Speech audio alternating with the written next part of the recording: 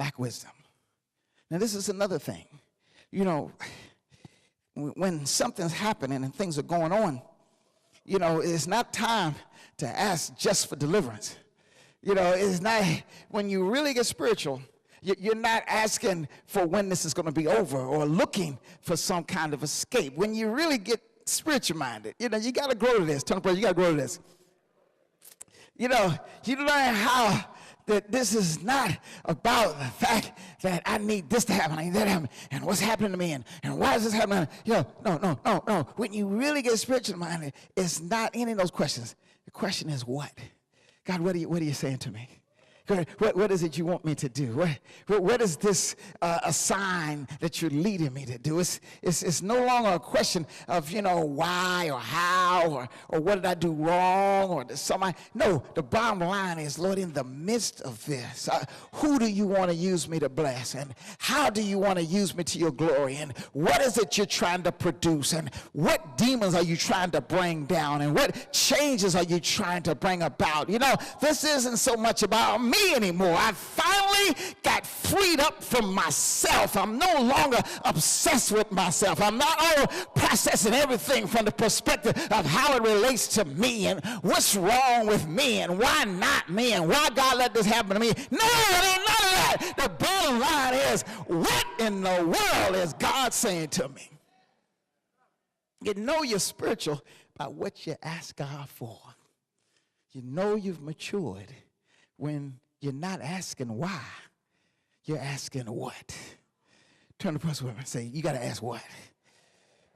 Amen. What is it that God is trying to communicate to me? What is he trying to say to me? Well, what is he trying to speak? He says, if any man lack wisdom. Now, how many know the most important thing you need is wisdom? What you need is what God is saying. The proper use of knowledge, the proper discretion, the right, prudent course of action. What I need is what specifically, how this is significant for this reason or that reason. What's my priority in terms of what is important? What is the thing that God is bringing to pass and he is trying to do for me, through me? That's really the question. He says, in the midst of a trial, after you become perfect and entire, he says, anyone, let him lack wisdom. He says, let him ask of God. Let him request of God. Let the situation provoke a prayer of petition where you say, okay, God, all of this stuff's going on around me. All these things are happening.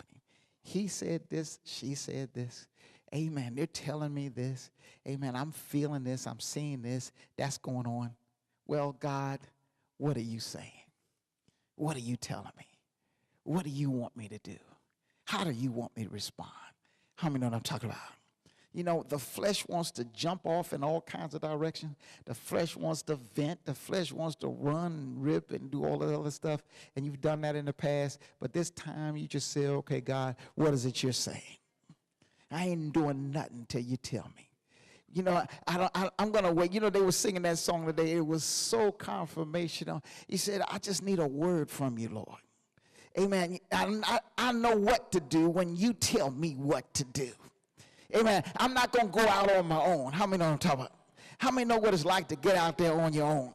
How many know it's like to just react? Anybody hot-headed out there? Anybody, amen, let your mouth talk before your mind had a chance to catch up to it? How many ever reacted and sometimes overreacted and said things you later regretted and acted in ways that later you realized that was a bad decision? Quit jobs that God wasn't telling you to quit. God was telling you, amen, to let him tell you what to tell you how to handle the situation. And after you had a number of those things happen, you learn how to stop just jumping out and just saying stuff out your mouth and doing stuff. You learn how to say, okay, God, what are you saying? I right now feel like cussing somebody out, but I'm not speaking a word till you tell me what to say. How many know what I'm talking about?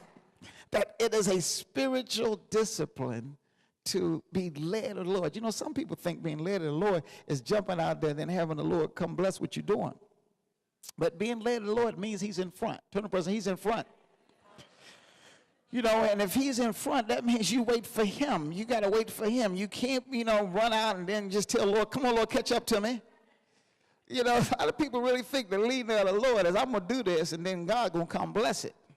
No, you have to wait. You have to wait for him to get out front. And you say, God, is that where you're going? Is that where you're headed? Is this where we're going? Instead of this thing where, I feel like I should go here. And God, come on, help me with me. Come on with me, God. Where he guides, he provides. Not where he follows. He doesn't guide by following you.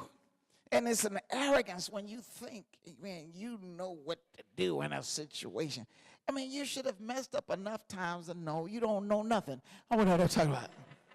Is anybody like me can mess up royally? Left to yourself, you can do something that later on you say to yourself, what in the world was I thinking? If there's one thing you ought to learn from your mishaps, and you've had some mishaps, does anybody like me have messed up so bad that you're ashamed to even tell anybody that it was you? How many ever messed up so bad and look around and they had nobody to blame?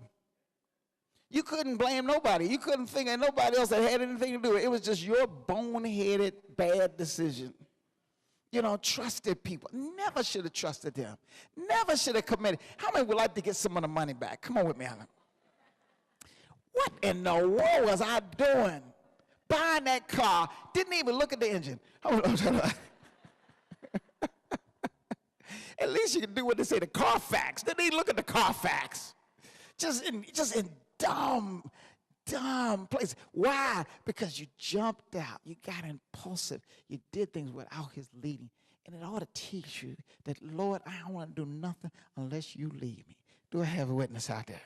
I mean, sometimes the devil makes stuff look good, but if God ain't in it, I don't want it. Anybody with me out there today?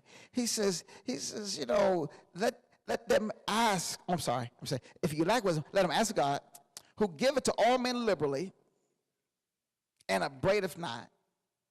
Two things. Liberally and upbraideth not. Two things about God's giving. Two things that define not just what God does, which is give, but more importantly, how he does it. God is liberal. God is generous. God gives freely. First thing you got to realize is that you're asking a God who is more than willing to give you more than what you're asking for. He's inclined to take whatever you give him and increase it. You ask for one thing, he's going to give you more than that. He's a God that doesn't ever just bless to the minimum or give you just what you needed. Whenever God blesses, he blesses liberally. Meaning, whatever you ask for, you're getting more than that. Are you following me today? I think every husband ought to give to his wife in a way that he should always strive to be like God, and that you give her more than she asked for. The other day, Pastor asked me for a smoothie, and she said, give me a small. I brought her back with a jumbo size. She said, baby, I just wanted a small. I said, what have I always told you? I'm going to always give you more than you asked for. Are you with me out there today? One time it was so funny. Danielle had done something, and she had really just messed up real bad. And Brina was looking all frustrated. I said, baby, I told you my genetic tool is in there. And unfortunately, I'm going to always give you more than you asked for. But it's just so important to realize that that's the way God is. God is a God who gives way beyond. And how many have ever noticed that the things you prayed for, when you got it, it was more than you had even thought to ask? He is able to do exceedingly abundant above all you could ever ask or think. It's so funny because in your limited knowledge, you can only think of being blessed to this degree. But you don't know he's omniscient and all-knowing. He knows ways to bless you you haven't even thought of. Do I have a witness out there? He says he's liberally, and then the second thing, he upbraideth not, meaning that he never rejects you. He never reproves you. whatever you ask, he doesn't lay you out. How many remember, amen, some of you had parents that gave you the 10th degree. You ask them for something halfway through, you just say, forget it. You ever know somebody like that? I mean, when you ask them, they got to ask you why and what are you going to do with it and what happened to the money you had before. And, and after a while, you just say, man, forget it. That's right. I'll do it. It's sort of like a white husband. Husband, how many ever asked your wife for some money? How many ever asked your wife for some money? How many husbands ever asked your wife for money? Nobody? She really got you intimidated. Because I'm going to tell you, you ask a woman for money, she wants to know, okay, why you asking me for money? What happened to your money? Why did you buy that the other day? And you say, I ain't asking her for nothing. And this is, but God isn't that way. You can ask him for anything.